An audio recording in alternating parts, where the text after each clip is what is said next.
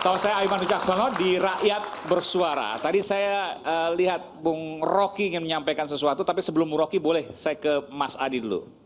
Kang Adi silakan. Saya harus ngomong apa? Angin surga boleh, yang lain boleh. Asal jangan banyak ya, yang dan inbox saya. Kok diskusinya menyeramkan betul katanya. Jangan pindahkan perdebatan MK ke debat di iNews malam ini katanya. Oke. Jadi karena debat iNews-nya lebih bermutu daripada debat di MK. Di MK dibatasi kita. Oke. Ya, yang ingin saya katakan begini Bang Aiman, secara politik saya khawatir ini kan yang ramai hanya tim kuasa hukum yang saling tuding siapa yang salah dan benar. Nanti para politisi dan ketum-ketum partainya mendukung calon presiden dan wakil presiden yang dinilai menang dengan kecurangan untuk menjadi bagian dari koalisinya. Emang Anda yakin semuanya bakal koalisi? Nggak ada koalisi sama Kalaupun sekali? tidak semua, minimal mayoritas lah itu ada kecenderungan ingin bergabung dengan Prabowo dan Gibran. Kalau membaca iman politik partai-partai yang kalah 1 dan 3, ada kecenderungan mereka juga punya intensi untuk menjadi bagian dari itu. Saya khawatir ngotot-ngototnya itu nggak ada gunanya. Dalam arti satu, bahwa perilaku politik kita nuduh soal kecurangan itu hanya di permukaan, karena bukan menjadi satu prinsip yang ada.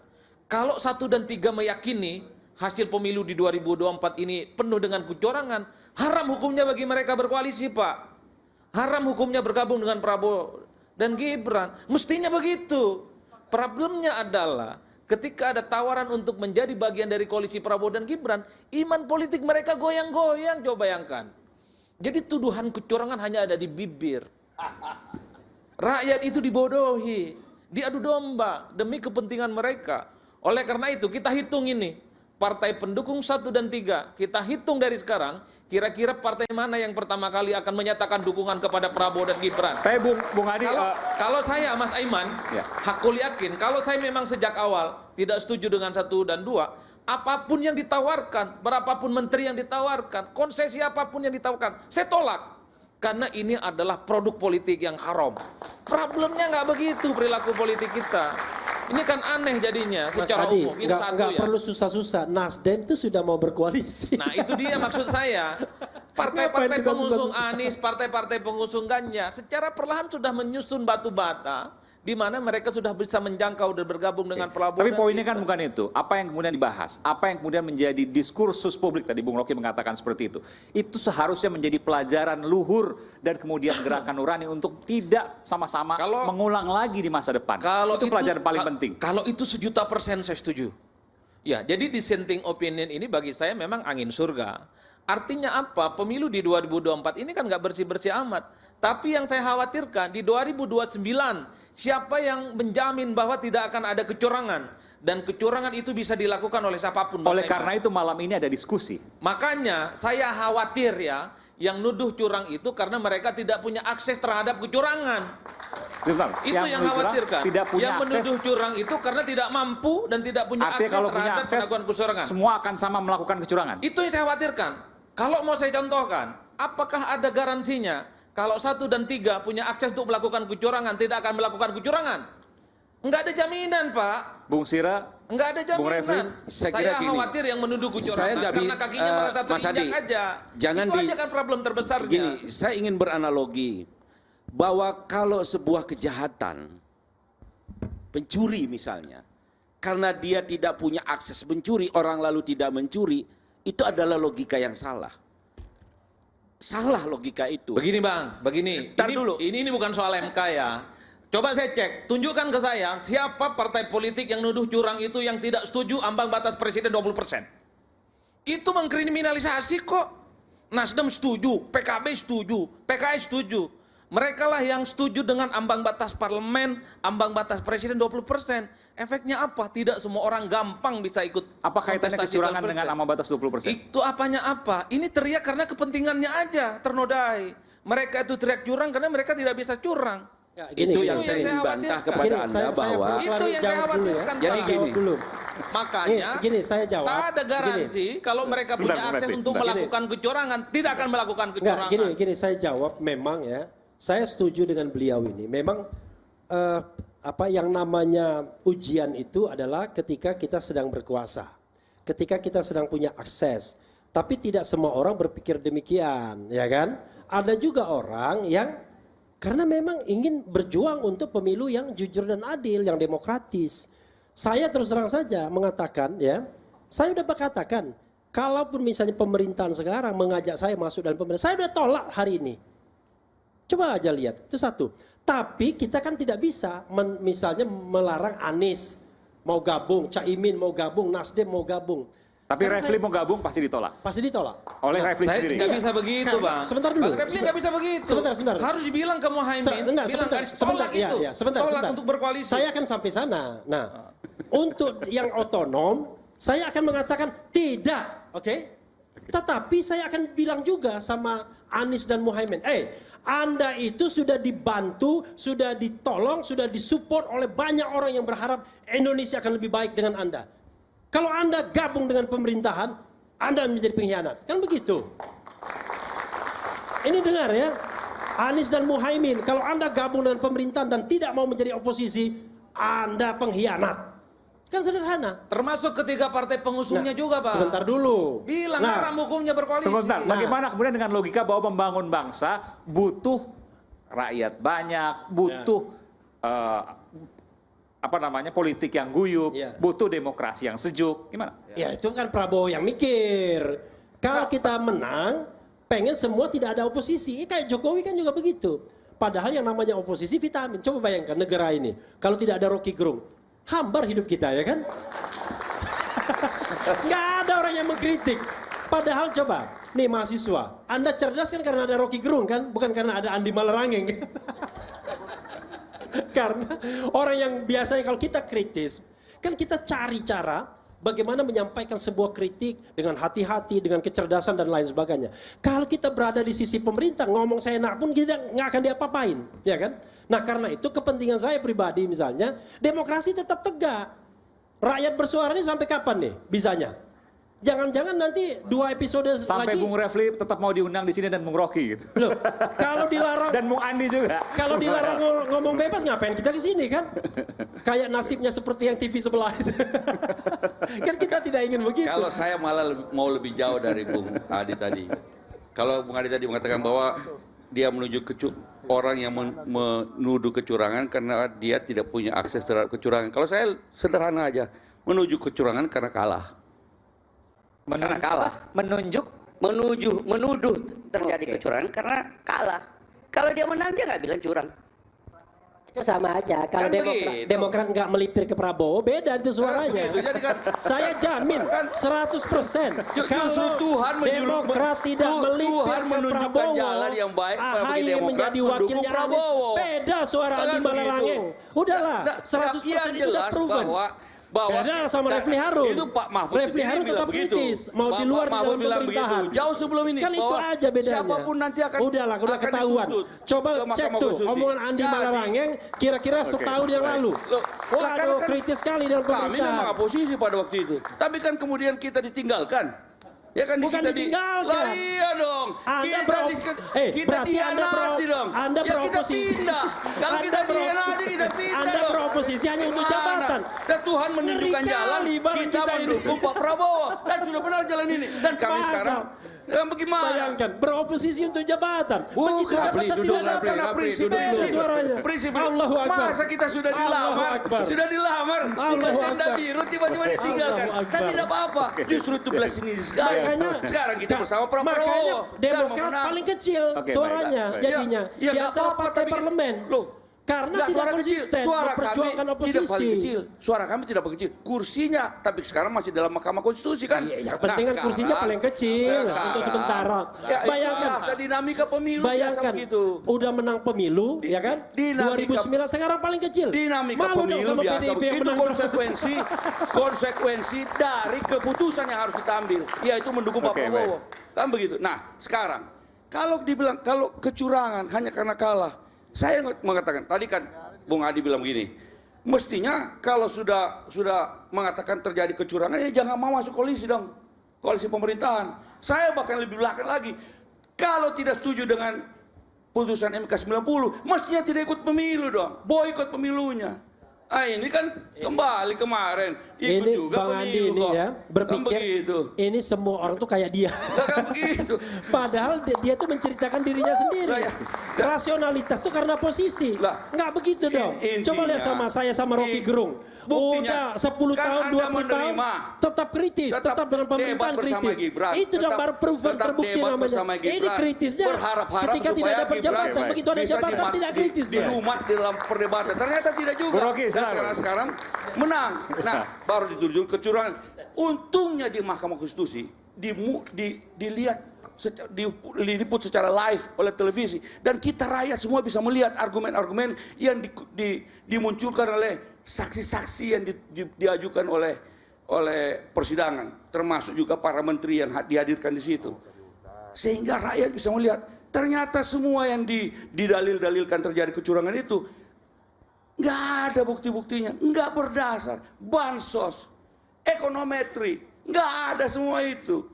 Jadi ternyata lalu kemudian 5 hakim dengan membahas semua ajuan kualitatif 5 hakim itu mengatakan ya, bahwa itu tidak berdasar hakim yang dan mau ditolak. kincur semua. Baru dilantik Januari 2024, Desember 2023. Hakim senior, Saldi Isra, Arif Hidayat, Eni Nurwanisi, 3 profesor mendukung kita. Memang kalah jumlah, tapi kualitasnya nomor 1. Itu yang paling penting. Makanya saya tegak. Kalau saya tadi ya, mengatakan kualitas- tadi kualitas- saya mau sujud syukur begini sebenarnya. Kalau saya mengatakan Tapi kualitas dari pendapat gara-gara 5 Rocky hakim Gerung yang mengungkapkan sebuah yang concluding fenomena, itu jangan-jangan ada konspirasi benar, juga disenting. bagus. Akhirnya Kenapa? saya nggak jadi Dia sujud menolak syukur. argumen-argumen yang tidak berdasar dan tidak punya dampak kuantitatif. Jadi gini, Oke. Bentar. kalau kita mereview pemilu 2014, saya ini kan kuasa hukum pemenang. 2019 juga sama. Pak Jokowi Pemohonnya itu kan ya. Pak Prabowo waktu itu. Argumentasinya sama. Dia bicara soal kualitatif, dia bicara soal kuantitatif.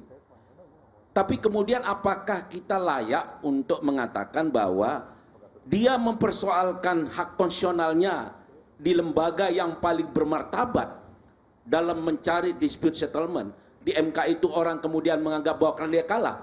Kan nggak logik dong. Anda mesti harus menghormati itu proses yang sedang berlangsung, Mas Andi. Bukan mengatakan karena kalah terus kita seperti ini, nggak benar juga. Karena kalau saya melihat begini, kalau seseorang Prabowo itu 2 kali mengajukan menggugat, 2 kali lo ngajuin. kalau orang Saya dulu menggugat, menang, sekarang saya posisi yang kalah loh. ya kalau Anda Itu loh. menggugat terjadi kecurangan harus dengan bukti-bukti, karena mengatakan bahwa Oke. terjadi Bukan, kecurangan kalau itu kan kita sudah bahas kan tadi. begitu. Harus Kita dengan sudah bukti-bukti bahwa Bandi. logika kualitatif bisa diajukan, tapi logika kualitatif harus dibarengi dengan Bang bukti-bukti Andi, saya tentang bansos. kalau bicara alat bukti, Tentang bansos. itu ratusan Bang, sudah digelar. saya tanya ya. Saksi sudah Bang, Nggak ada saya Bang, lihat di televisi itu Bang, tentang bansos itu. tolong Bang Gimana Andi Malarangeng pengaruhnya? baca Jadi, buku Bang Andi kan Cawe-Cawe nggak ikuti Jokowi proses dari awal karangan persidangan. Susilo Bambang Yudhoyono. Betul sih. Itu. Ada saya kalau masih Tolong. mau, kalau mau saya kasih. Tolong baca Ada masih Cawe-Cawe Jokowi karangan Karya Pak Susilo SBY. Bambang Betul. Yudhoyono. Oke. Ada. Itu ketika dia masih belum gabung. Begitu sudah Dalam gabung nggak mau buku lagi itu tuh barang dikatakan ditunggukan. jika Statement Pak Bang Andi Jokowi ini- mengatakan begini, kalau melakukan begini itu cawe-cawe yang positif, kalau ini begini cawe-cawe negatif. Nanti- Tapi apa yang terjadi, apakah itu cawe-cawe positif, cawe-cawe negatif? Mari kita nilai. Kan begitu. Nanti- Di dalam Mahkamah Konstitusi dikatakan Aiman, tidak nanti tolong kita ada bacakan buktinya. chapter khusus karya Susilo Bambang Yudhoyono Cawe-Cawe Jokowi. Monggo. Ah, Ada bukunya sama saya. ditarik Nanti itu. kita Bang. bawa Ada ya. bukunya sama Ya, saya. ditarik Gitu Bang, Baik, untuk baik. membuktikan bahwa orang ngomong tergantung posisi. Apa yang disampaikan oleh Pak SBY itu adalah bagaimana secara teoritis, bagaimana melihat bagaimana perilaku presiden di dalam menjalankan kekuasaan negara. Kalau dia begini itu positif, kalau dia begini itu Oke, negatif. baik. Kan begitu. Iya, iya. Jadi bukan menyimpulkan maksudnya. Bukan maksud- menyimpulkan, Oke, baik. dia secara Ya, general kepada siapapun jadi presiden. Jadi kondisi jika A, jika B, bukan kesimpulannya Pak Jokowi begini, kesimpulan Pak Jokowi bukan. Itu. Oke. Bung Rocky, saya tadi janji kepada Anda, tapi kemudian agak melar. Silakan.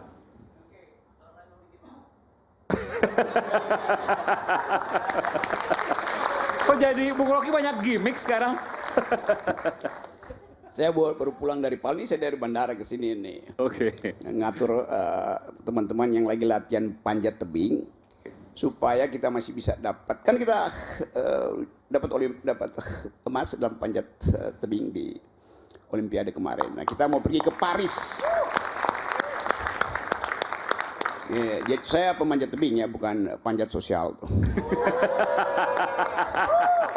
Tahu kan bedanya? Panjat tebing itu mesti pakai jari. Panjat sosial jarinya mesti pakai cincin, itu beda-beda.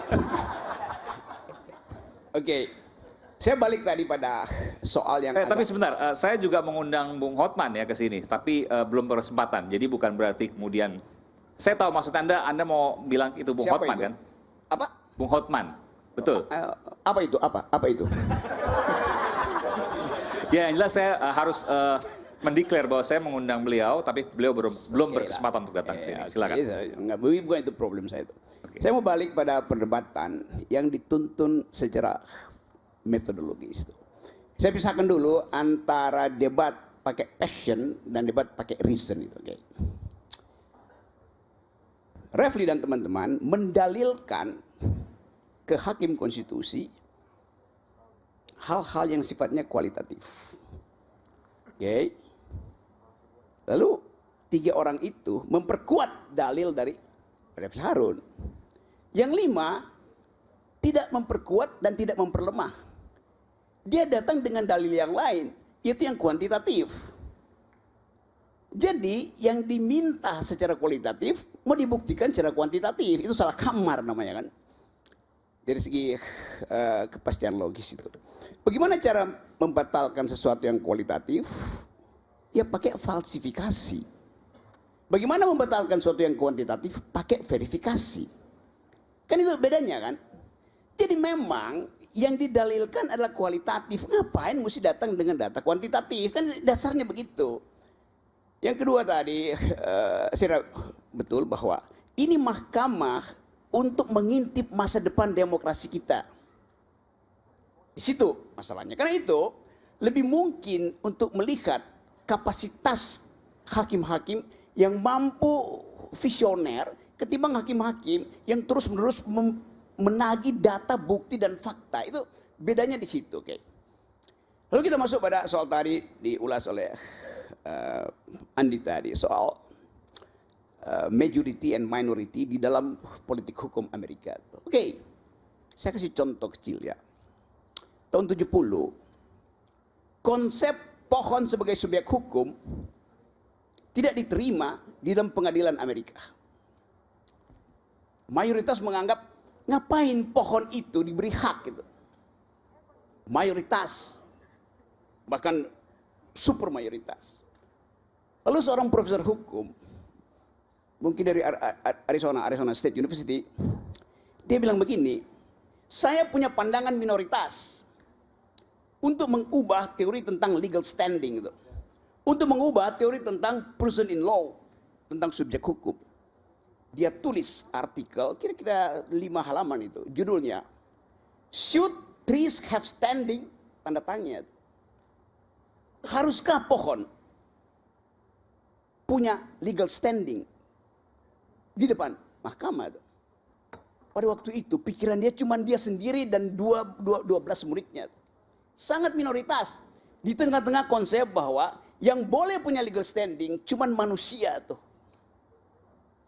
Dan sekarang keterangan akademis minoritas itu tanpa ada data sebelumnya jadi prinsip hukum perlindungan pohon, perlindungan hutan. Jadi prinsip hukum lingkungan tuh. Terobosan akal itu luar biasa tuh. Dia membayangkan bahwa satu waktu planet ini akan bermasalah kalau pohon tidak diberi legal standing. Sekarang siapa yang mau bantai itu tuh? Hanya dengan 5 halaman. Dia bisa ubah cara berpikir dunia. Pertanyaan saya dari tadi, apakah si profesor ini, namanya Jonathan Stone, punya data untuk tanya pada pohon, pohon, you mau nggak gue kasih legal standing? Dia pakai otak. Dia nggak perlu cari-cari tahu, ini pohon ini mau diselamatin apa enggak tuh. Jadi tadi saya terangkan, logika kita itu bekerja mendahului data. Dan logika itu akhirnya menghasilkan realitas, yaitu hukum lingkungan. Itu masalahnya tuh.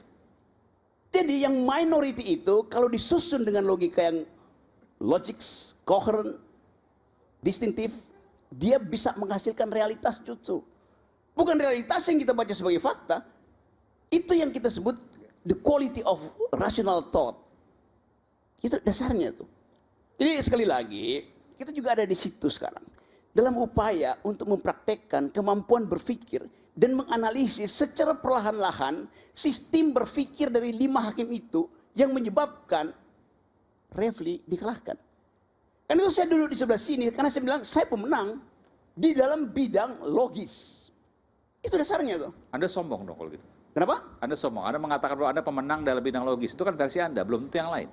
Ya versimu apa? Saya menang dalam bidang logis apa enggak coba? Coba saya uji coba. Kalau saya akui. Ya itu. Oke. Satu Tapi aja belum udah tentu cukup. yang lain. Enggak ada urusan dengan saya karena Anda yang kritik saya tanya, you pro saya dalam logika apa tidak itu? Pro apa tidak? Saya pro, tapi Oke, belum tentu yang thank lain. you. Enggak ada urusan dengan yang lain. Sama seperti Jonathan Stone itu dia bilang, Profesor Jonathan, Anda mau kasih listening pada pohon. Pohon itu bisu. Pohon itu bisa tumbang tuh. Kata si Jonathan Stone, iya, saya sendiri akan bercakap-cakap dengan si pohon. Orang bilang, you gila tuh bercakap-cakap dengan si pohon. Dia bercakap-cakap dengan otaknya. Itu dasarnya tuh. Dan pada waktu itu, Jonathan dibilang diledek dengan cara yang sama. Tanya pada rakyat Amerika. Sekarang tidak ada satupun rakyat Amerika yang tidak setuju dengan tesis yang dibuat oleh Chris. Yang diawali oleh logika. Ya benar logika. Tanpa fakta dan data sebelumnya. Tanpa fakta dan data. Oke. Dan tanpa Bung Andi, tanpa iNews. Kenapa? Kalau soal ini kita setuju sama Rocky. Nanti saya berikan kesempatan. Saya juga ingin menanyakan juga tadi pertanyaan dari Bang Andi kepada Bung Rocky. Kalau persoalannya adalah ya kan saya ikuti logika tadi bahwa ada 3 hakim dissenting terhadap apa yang diajukan oleh teman-teman Refli dan teman-teman dan Bung Sira.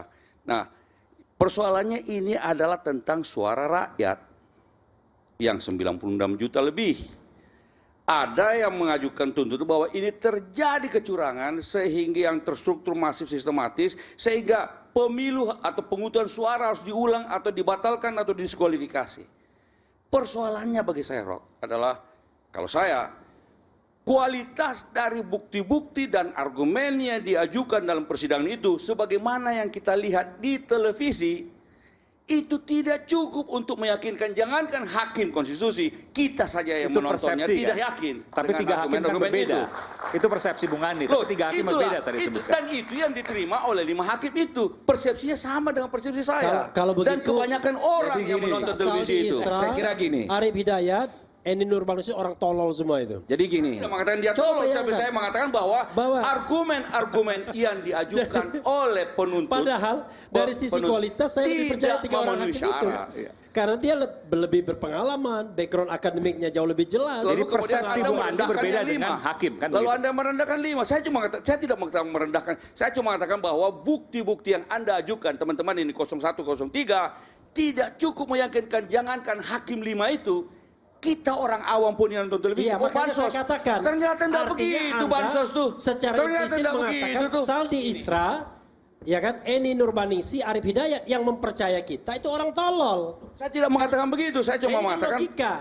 yang saya persoalkan Jangankan adalah 5 hakim itu, bukti-bukti kualitas kita saja dia percaya. yang Anda ajukan. Seolah-olah orang yang percaya itu orang yang hina diri. jadi gini, saya ingin Gitu loh. mengatakan Tanya Rocky itu. bahwa- bahasa itu kan bahasa mengatakan tolol 3 orang itu.